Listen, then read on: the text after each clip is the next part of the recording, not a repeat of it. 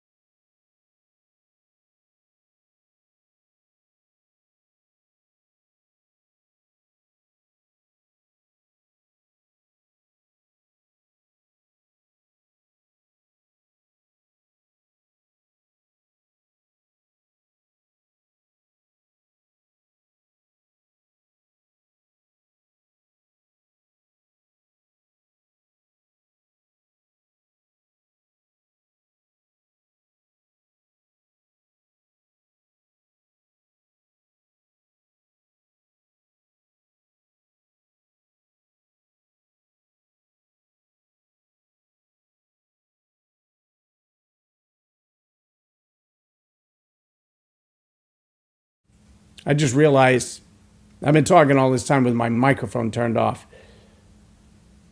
which means you haven't heard a word I said.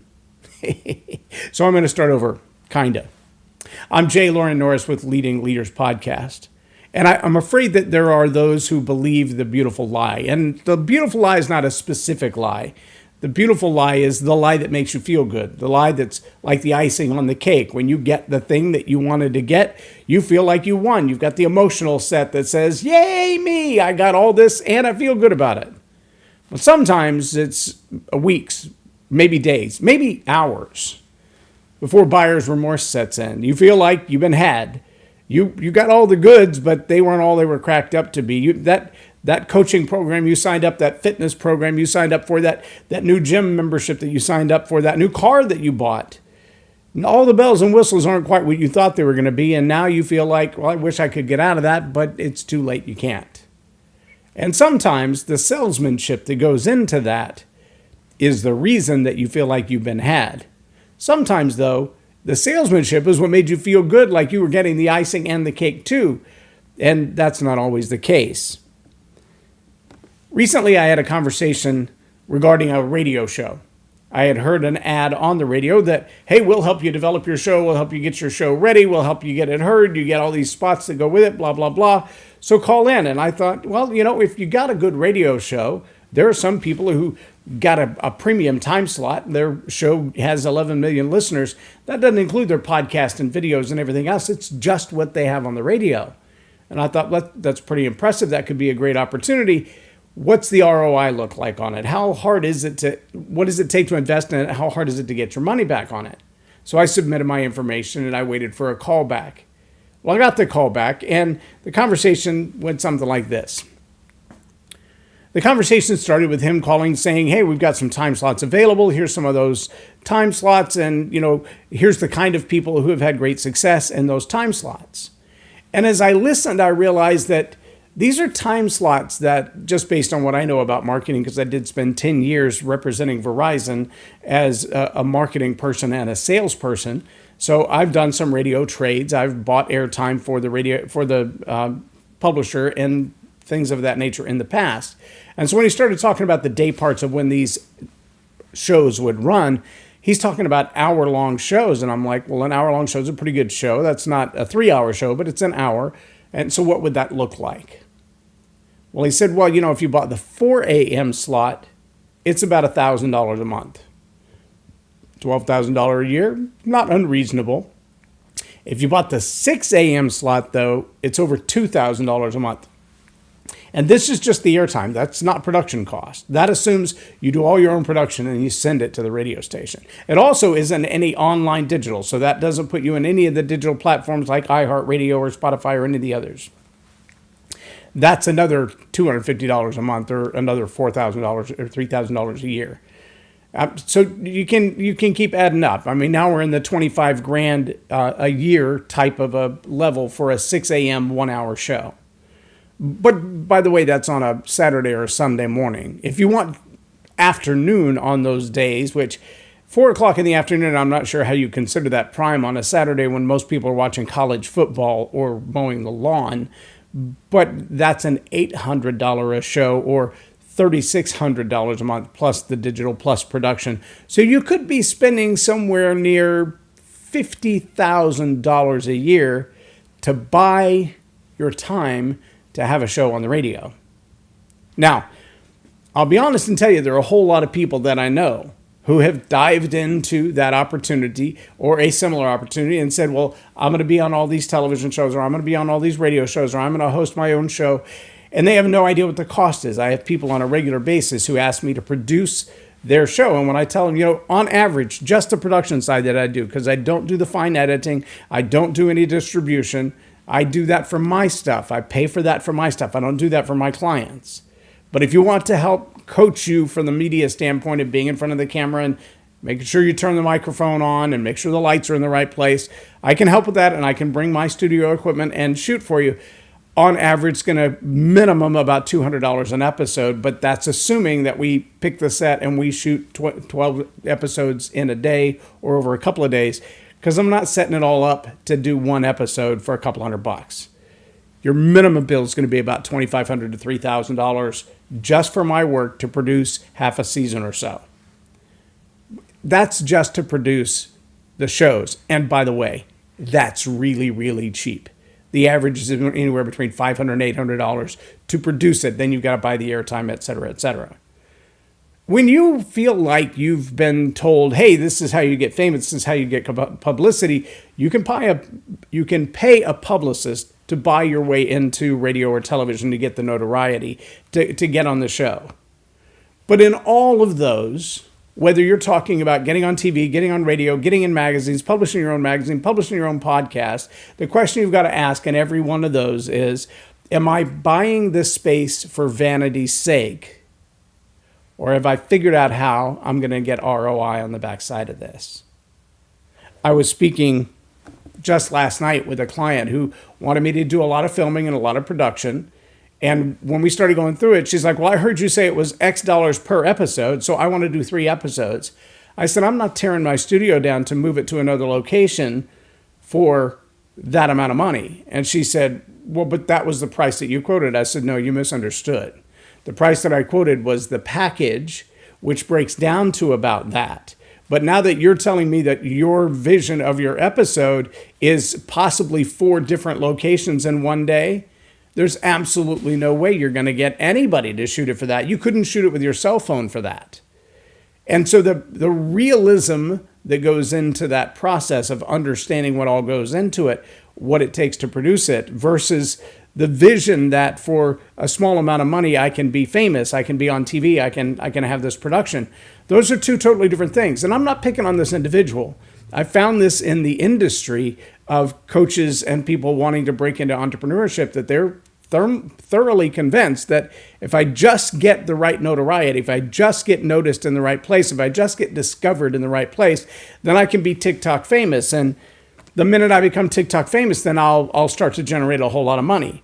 They have no idea what sponsorships look like on the backside, or how to get those sponsorships, or how there are these 20-somethings making millions of dollars on YouTube and TikTok with sponsorships or with ads that are being served up by the various media companies.